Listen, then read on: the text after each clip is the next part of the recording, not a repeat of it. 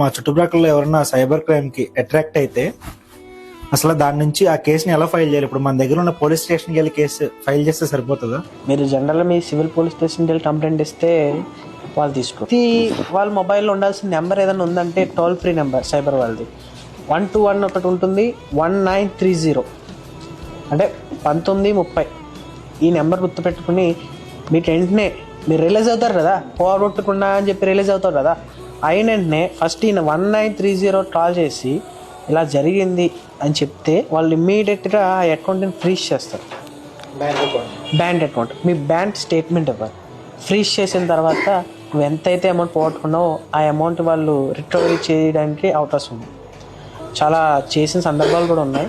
ఇమ్మీడియట్గా మనం ఫైల్ చేయాలి. కంప్లైంట్ చేసుకోకుండా పోయింది అంటే అలాగా. ఫస్ట్ నువ్వు చేసిందే తప్పు, తర్వాత కంప్లైంట్ చేయకుండా ఉండడం కూడా అది కూడా తప్పే. చేసుకుంటే వచ్చే అవకాశం అయితే 90% అవకాశం ఉంది, వచ్చే అవకాశం.